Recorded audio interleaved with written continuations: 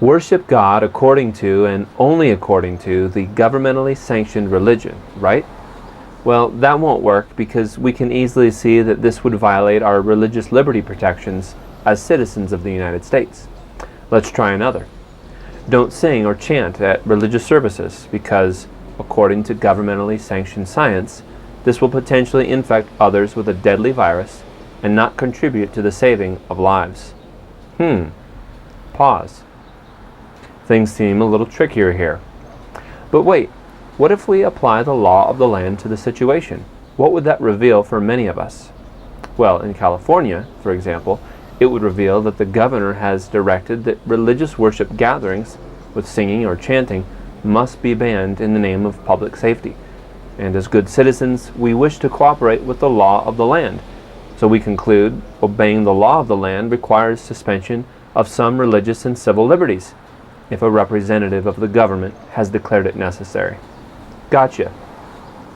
No, I don't mean gotcha in the sense that I comprehend such thinking.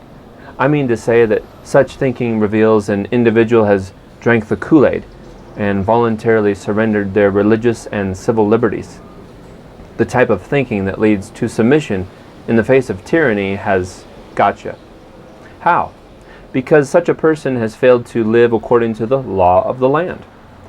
But wait, such a person might say, I'm willfully adhering to governmental orders restricting my religious and civil liberties because I desire to be a good citizen and obey the law. Yes, this should be the goal of every citizen. But what, in fact, is the law of the land? Answer: the U.S. Constitution and your state constitution.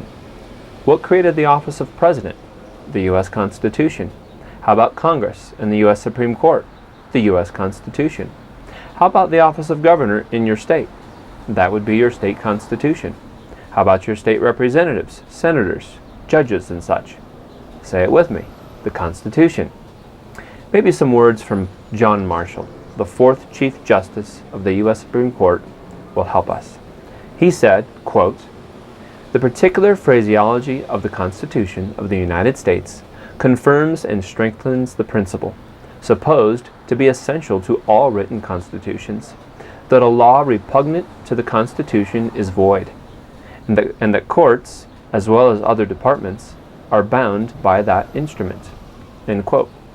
He continued, quote, "So if a law be in opposition to the Constitution, if both the law and the Constitution apply to a particular case, so that the court must either decide that case conformably to the law, disregarding the Constitution, or conformably to the Constitution, disregarding the law, the court must determine which of these conflicting rules governs the case.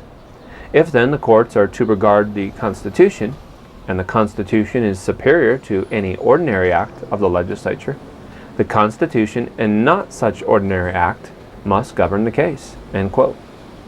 Marshall argued that to consider unconstitutional laws as possessing the force of law would, quote, "declare that an act, which according to the principles and theory of our government is entirely void, is yet in practice completely obligatory, would declare that if the legislature shall do what is expressly forbidden, such is in reality effectual.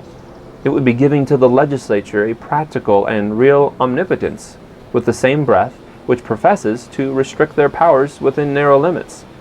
It is prescribing limits, and declaring that those limits may be passed at pleasure. That it is thus reduces to nothing what we have deemed the greatest improvement on political institutions, a written constitution." End quote. So have we drank the Kool-Aid and considered as obligatory all decrees from governmental officials, even if they violate the Constitution? Have we thereby granted to our governing officials a practical and real omnipotence? I'm afraid so. And if we comply at this stage without protest and resistance, what will our future government feel free to compel upon our children? The government can't remove all threats from viruses any more effectively than it can eradicate all crime. So we encourage you to use your constitutional liberties to gather together to worship and sing, regardless of unconstitutional directives to the contrary. Wear a mask or don't wear a mask as you believe to be best for you and your family, regardless of any unconstitutional directives to the contrary.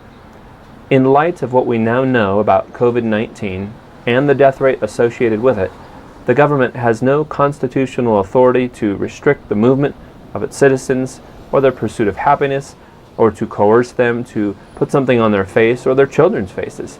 This would be a violation of parental rights and also offend the liberties of individuals who choose not to wear a mask for a variety of reasons. We encourage everyone to do what they can, given their situation, to protest and resist any unlawful directives. Some can do more and some can do less, but do what you can, and be prepared to accept the consequences of acting in defense of our God-given liberties. Our founding fathers did not find the acquisition of their liberties to be without great cost, and we shouldn't expect the maintenance of them to be painless. So, if your federal and state constitution created and defined every governmental power in our nation, we now have our answer to the question, what is the law of the land? Therefore, anytime a governmental official, say a governor, oversteps the limits of their power, limits placed upon them by the Constitution, they're acting against the law of the land. And those citizens who seek to be law-abiding must protest and sometimes disregard lawless, unconstitutional orders, because failing to do so undermines the rule of law, and instead affirms the rule of tyrants who wish to be a law only unto themselves and unaccountable to the people of the United States. U.S. government isn't the power of an individual holding temporary authority untethered from the constitutional limitations placed upon them. These officials entered into their public office by taking an oath to defend and protect our Constitution. We should not show disrespect to law and order by cooperating with tyrants. Live, sing, and assemble according to the Constitution from sea to shining sea. It's critical that we stand together for our shared principles. Get in touch with us today and join a community of like-minded citizens at pillarcitizen.com. Until next time, this is Aaron Robertson for The Pillars.